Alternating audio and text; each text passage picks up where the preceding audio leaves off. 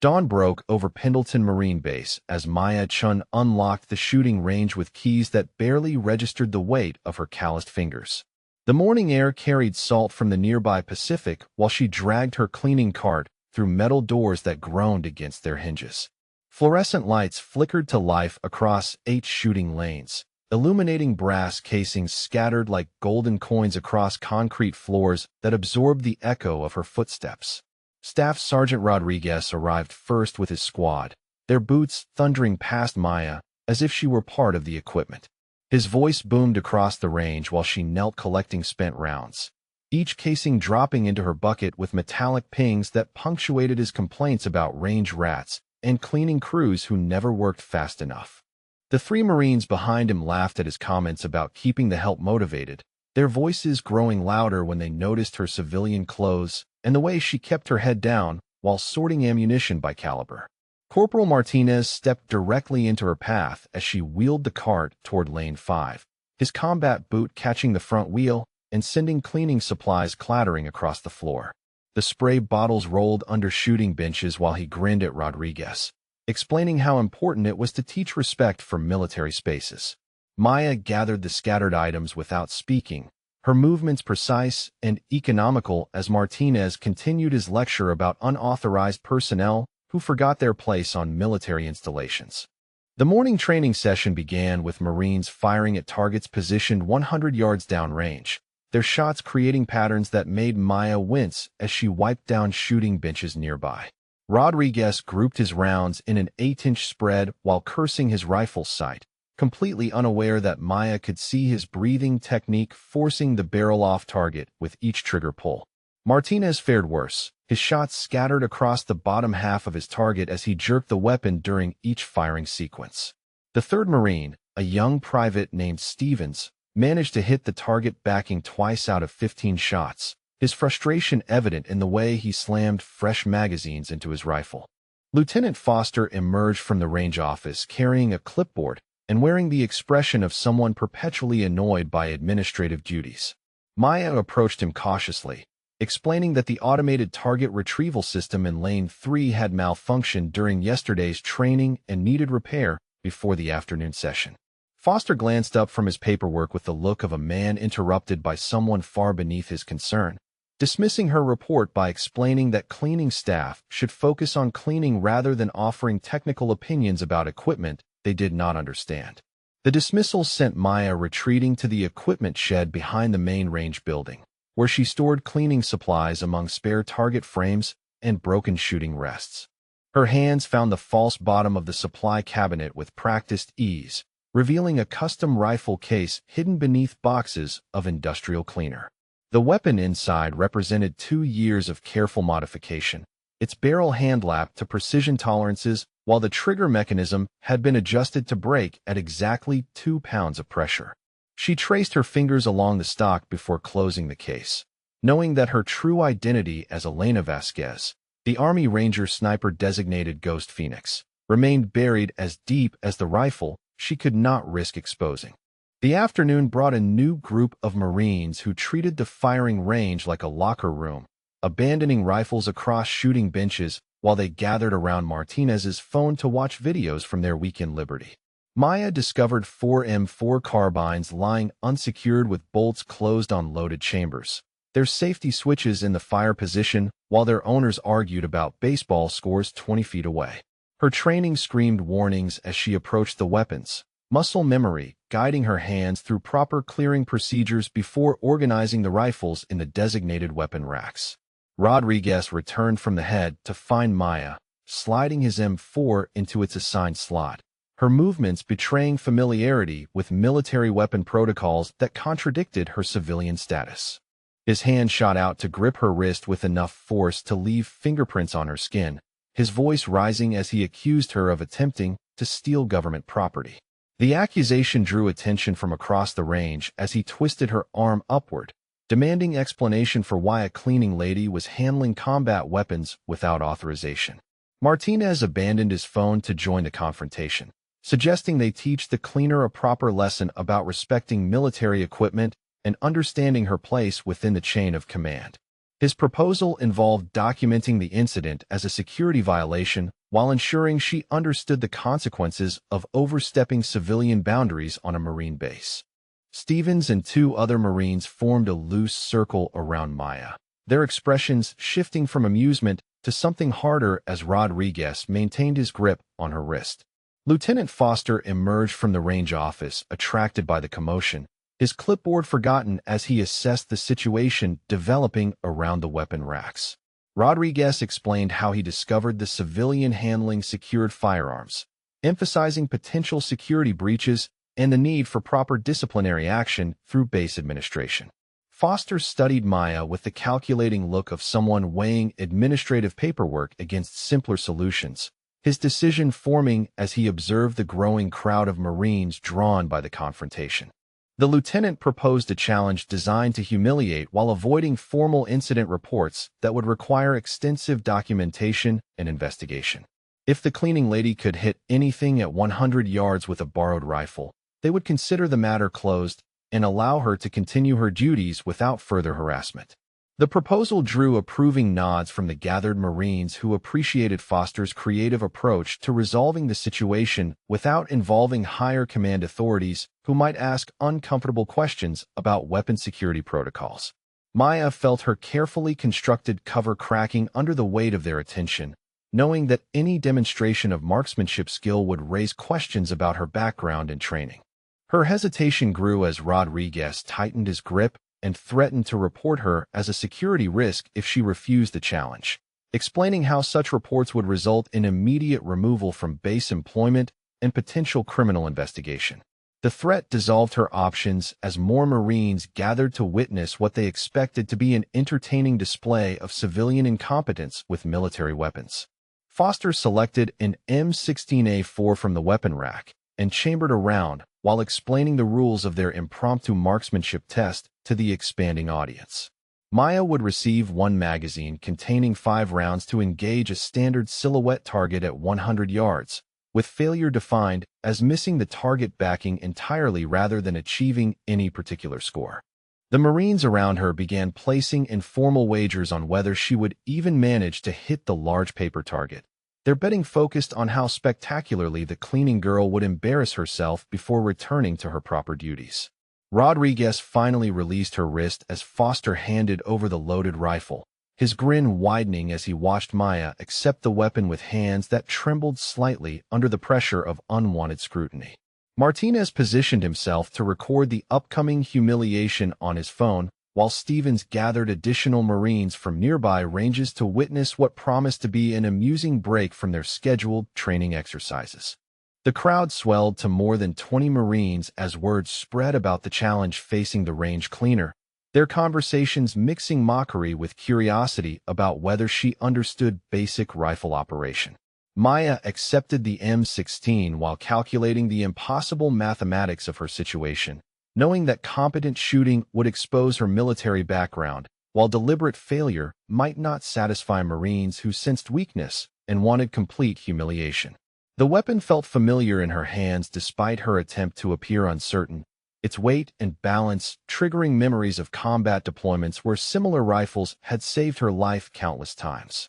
Foster directed her toward Lane 5 while the Marine audience arranged itself for optimal viewing of her expected failure, their laughter echoing across the range as she approached the firing line with a rifle that could destroy the carefully constructed life she had built around her hidden identity.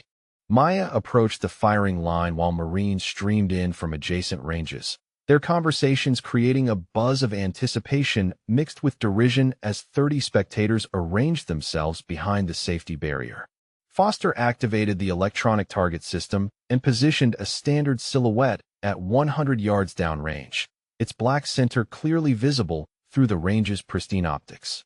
Rodriguez crossed his arms while Martinez held his phone ready to capture what he expected would be viral footage of civilian incompetence with military hardware. The rifle felt balanced in Maya's practiced grip as she assumed a proper prone position, her breathing automatically shifting into the controlled rhythm that had kept her alive through 3 combat deployments. Marine laughter died abruptly when her first shot punched through dead center of the target with surgical precision, the electronic scoring system displaying a perfect 10-ring hit that contradicted everything they expected from a cleaning lady with borrowed equipment. Confused murmurs rippled through the crowd as Maya chambered another round with movements that suggested familiarity rather than beginner's luck. Foster demanded escalation to 300 yards, his voice carrying the sharp edge of someone whose assumptions had been challenged by impossible results. The electronic target system repositioned itself at extended range while he explained how real marksmanship separated trained Marines from civilians who occasionally hit lucky shots at close distance. Maya's next 5 rounds grouped in a cloverleaf pattern smaller than a quarter, each bullet hole touching the others in a display of precision that violated everything the Marines understood about untrained shooters and borrowed weapons. Rodriguez seized control of the demonstration by demanding Maya engage the moving target system at 500 yards, his challenge designed to expose whatever trick had produced her previous impossible accuracy. The mechanical silhouette began lateral movement across the extended range while Rodriguez explained how combat shooting differed from stationary targets that allowed unlimited time for careful aim. Maya tracked the moving figure for exactly 3 seconds before sending a single round that dropped it instantly, her shot calculation and execution happening with the fluid speed of muscle memory rather than conscious thought. Excited voices erupted from the Marine audience as phones emerged to record additional demonstrations, their disbelief transforming into fascination with the cleaning lady who shot like a special operations professional. Stevens demanded she attempt the extreme range targets at 800 yards, while Martinez live-streamed her performance to social media platforms that would distribute the footage across military networks within hours. Maya realized her situation had evolved from harassment into security catastrophe as documented evidence of her capabilities spread beyond her control. Word traveled through the base communication system faster than official reports, drawing additional personnel from administrative buildings and maintenance facilities who abandoned their duties to witness the legendary marksmanship display occurring at the rifle range. Master Sergeant Patterson arrived with his staff, while Captain Williams diverted from scheduled meetings to observe the civilian who was outperforming his best-trained Marines with apparent ease. The crowd expanded beyond 40 spectators as Maya understood that her carefully maintained cover had disintegrated under the weight of impossible-to-explain competence. Foster ordered advanced challenges involving multiple targets at varying distances, his commands revealing genuine curiosity about the limits of her demonstrated abilities rather than continued attempts at humiliation. Maya engaged 6 targets in rapid succession, her shots ringing across the range with mechanical precision, while electronic scoreboards displayed perfect scores that belonged in Olympic competition rather than casual-based demonstrations. Martinez's phone captured every shot while other Marines created their own recordings, ensuring permanent documentation of performance that would inevitably reach intelligence analysis personnel. The demonstration attracted attention from the base communications center, where duty personnel monitored social media for security-relevant content involving military installations and personnel.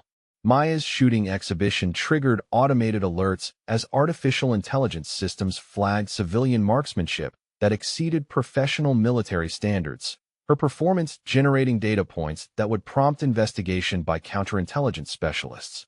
Rodriguez demanded she attempt impossible shots involving ricochet techniques and extreme angles, his enthusiasm overriding any consideration of operational security implications. Captain Williams approached the firing line carrying his service weapon and issued the ultimate challenge, demanding Maya demonstrate precision shooting with a handgun at 50 yards rather than the rifle that might contain specialized modifications explaining her accuracy. The Beretta M9 felt familiar in her grip as she engaged 6 targets in sequence, each shot finding center mass despite the weapon's inherent limitations at extended range. Her performance with the sidearm eliminated any remaining theories about modified equipment or prepared ammunition explaining her impossible marksmanship. Maya lowered the smoking pistol while surveying the silent crowd of Marines whose expressions had shifted from entertainment to something approaching awe mixed with concern about what they had witnessed. Their phones contained documented evidence of civilian marksmanship that exceeded anything in their training experience, footage that would inevitably reach intelligence networks designed to identify individuals with specialized military backgrounds. She recognized the magnitude of her exposure as Master Sergeant Patterson began asking pointed questions about her previous employment and the source of her advanced weapon training. His inquiries representing the beginning of official investigation that would unravel her carefully constructed identity within hours rather than days.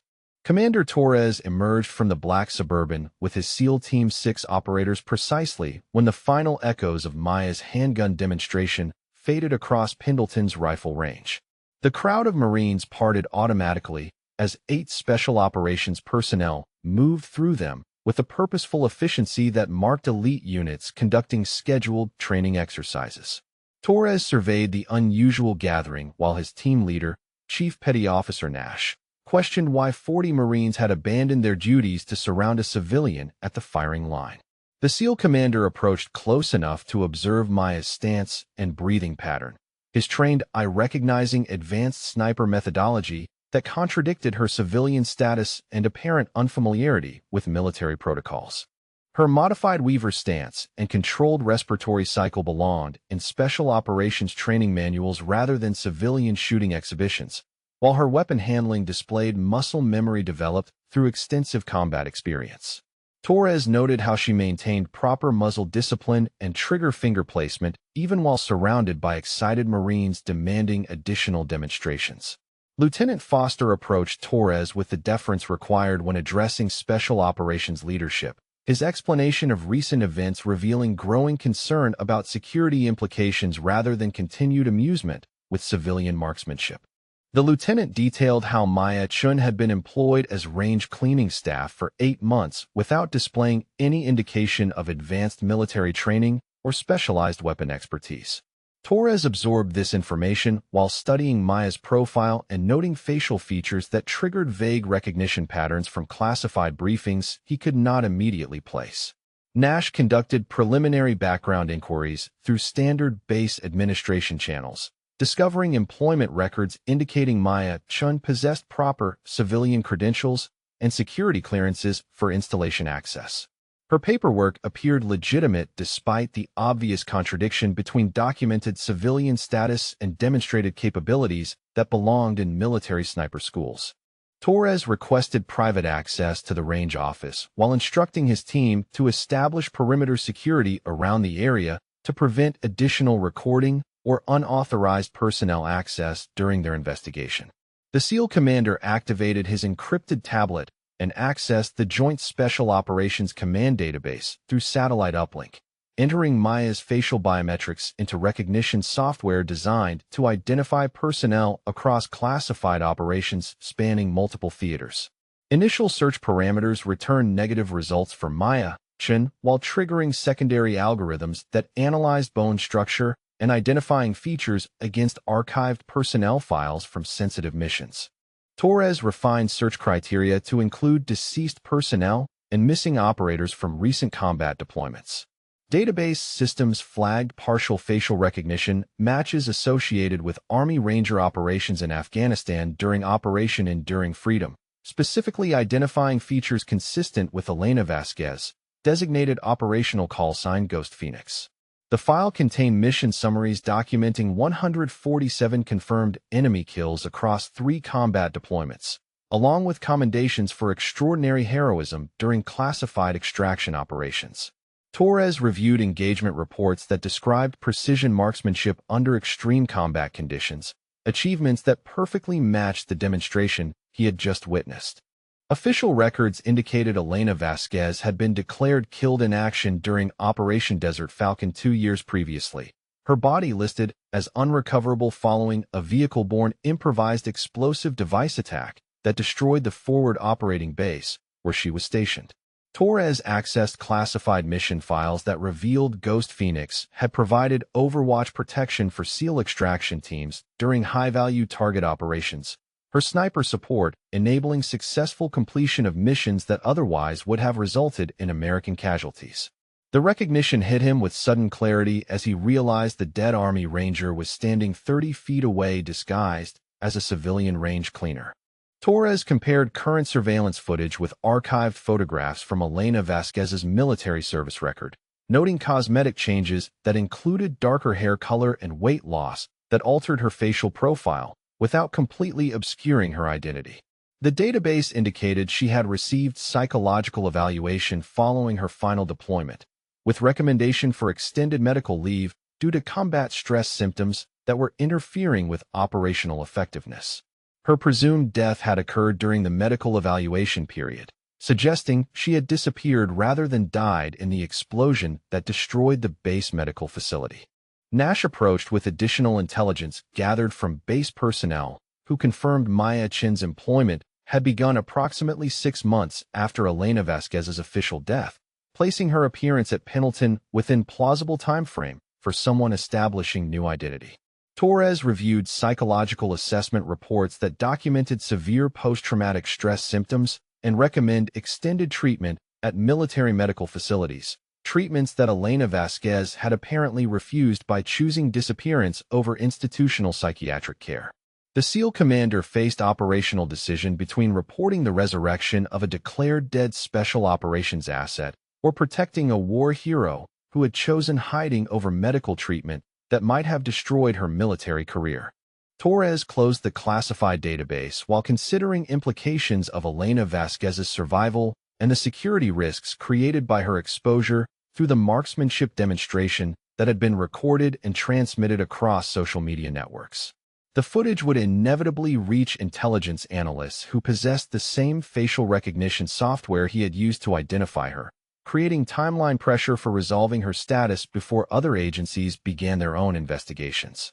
His team's scheduled training exercise provided cover for maintaining control over the situation while he decided whether to preserve her chosen anonymity or fulfill his obligation to report discovered intelligence about presumed dead military personnel. Torres dismissed the gathered Marines with authority that brooked no argument, his command voice cutting through their excited conversations about the shooting demonstration they had witnessed. Nash directed the SEAL team to establish security perimeter around the range complex, while Torres requested Maya accompany him to the range office for what he described as routine questioning about civilian access to military weapons. The crowd dispersed reluctantly as Marines returned to their scheduled training, their phones containing footage that would complicate everything within hours. The range office provided privacy as Torres closed the door and activated signal jamming equipment from his tactical kit, ensuring their conversation would remain secure from electronic surveillance that might be monitoring base communications. Maya recognized the equipment and the precautions, her body language shifting from civilian uncertainty to military alertness as she realized the SEAL commander understood exactly who she was. Torres studied her face with the intensity of someone comparing live features against classified photographs, his expression confirming her worst fears about exposure and discovery.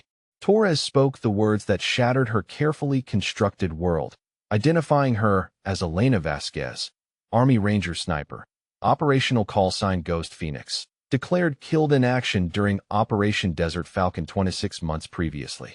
His knowledge included details about her service record that only appeared in classified databases, information about confirmed kills and commendations that proved he had accessed her complete military file.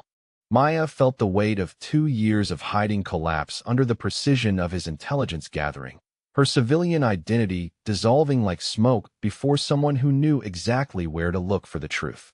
Her admission came quietly, acknowledging the identity she had abandoned when military psychiatrists recommended immediate institutionalization for post-traumatic stress symptoms that were affecting her operational effectiveness. Maya explained how the medical evaluation had become interrogation about her mental fitness for continued military service, with doctors suggesting extended treatment at facilities that specialized in combat trauma cases. The recommendation had felt like imprisonment rather than healing, professional destruction disguised as medical care for someone whose entire identity revolved around military service and the precision shooting that defined her value to special operations units. Torres revealed his personal connection to Operation Desert Falcon, describing how his SEAL team had been trapped in Helmand Province during the extraction of captured intelligence officer Lieutenant Colonel Harrison from Taliban forces. Maya's Overwatch position had provided sniper support that eliminated 12 enemy fighters advancing on their extraction point, her precision fire allowing the successful completion of a mission that would have resulted in American casualties and intelligence compromise. The SEAL commander detailed how Ghost Phoenix had maintained her position despite incoming mortar fire, her dedication enabling his team's escape with their rescued asset and critical intelligence about enemy operations. The conversation shifted as Maya described her brother David's position in base administration, explaining how his security clearance and access to personnel databases had enabled her civilian employment at Pendleton without triggering background investigation protocols. David had created legitimate documentation for Maya Chun while ensuring her psychological evaluation records remained buried in classified archives that civilian employers could not access. Her brother's protection had provided sanctuary where she could exist without military oversight or psychiatric treatment that might have destroyed her ability to function independently. Torres faced the impossible decision between duty and honor, knowing that reporting Elena Vasquez's survival would result in her immediate detention and psychiatric evaluation that could lead to medical discharge and loss of benefits earned through distinguished combat service. His obligation to report discovered intelligence conflicted with personal debt to someone who had saved his team's lives and the lives of other special operations personnel during multiple combat deployments. The SEAL commander understood that Maya had chosen disappearance over institutionalization, hiding rather than accepting treatment that might have been necessary but could have ended her military career through medical fitness determination. Maya described her 2 years of careful anonymity, working civilian jobs that provided income without requiring extensive background checks while avoiding any activities that might trigger recognition or investigation. Her employment as range cleaner had seemed perfect because cleaning staff became invisible to military personnel who focused on training rather than support personnel moving through their spaces. The irony was that her expertise had been hidden in plain sight, surrounded by Marines whose shooting skills she could have improved dramatically if circumstances had been different. The moral complexity deepened as Torres reviewed Elena Vasquez's combat record, recognizing achievements that belonged in special operations legend rather than psychiatric case files that recommended institutional treatment. Her disappearance had denied the military valuable expertise, while protecting her from a system that might not have understood the difference between combat effectiveness and mental health symptoms that required professional attention. Torres realized that Elena Vasquez represented both a security asset and a casualty of military psychiatric protocols that sometimes failed to distinguish between treatment and punishment.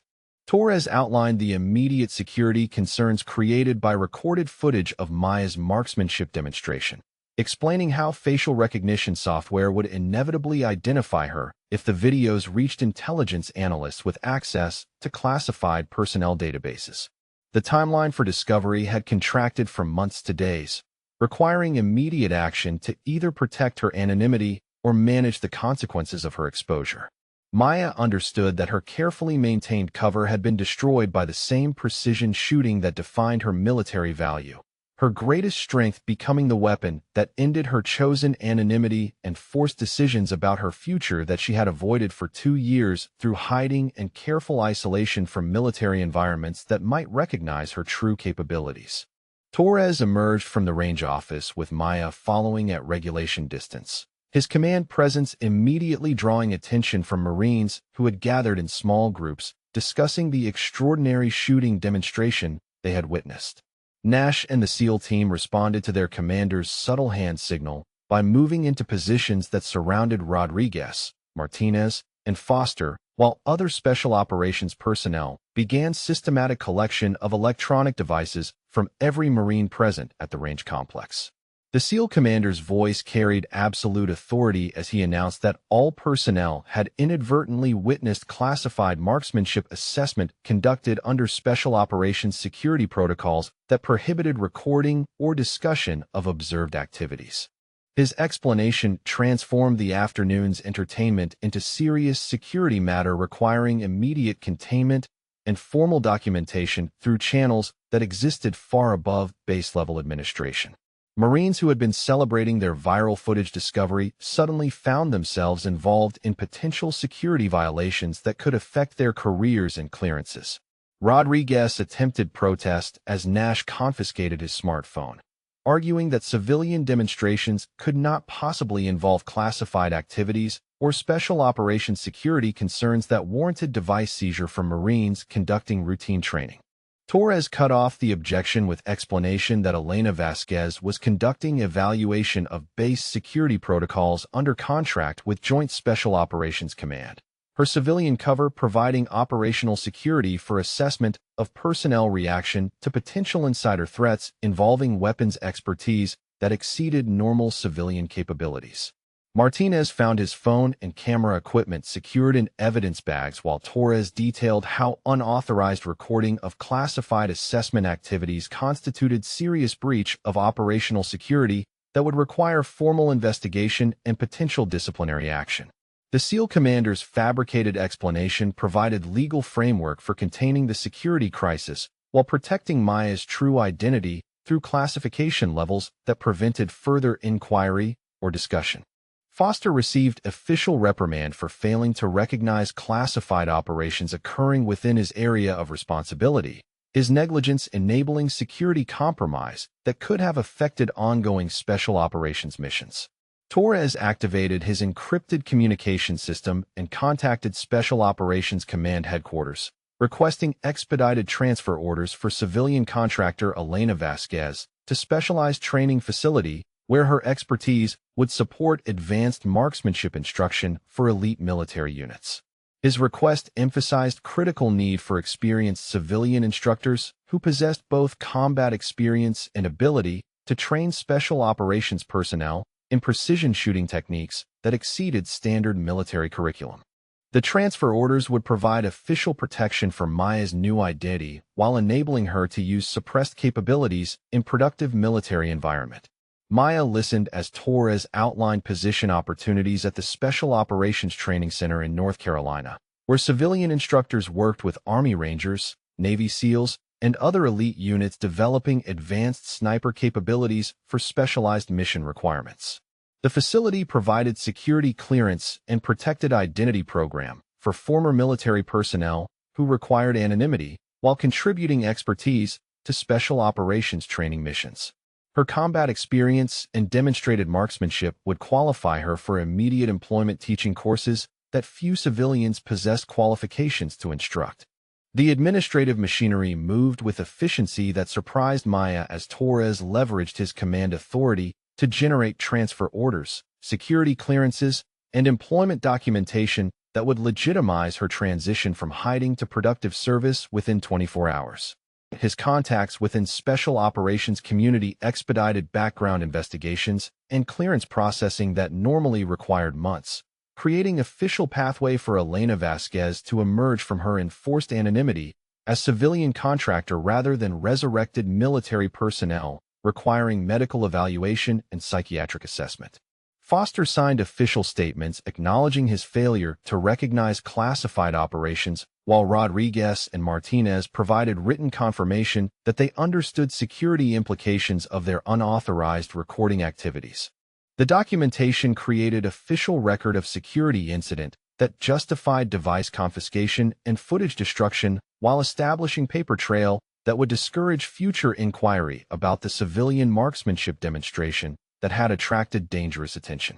Torres ensured that official records would support his fabricated explanation while protecting Maya from investigation that could uncover her true background. Maya accepted the position offer with understanding that her years of hiding had ended through the same precision shooting that had defined her military service, her greatest strength finally becoming asset rather than liability that required concealment from recognition and investigation.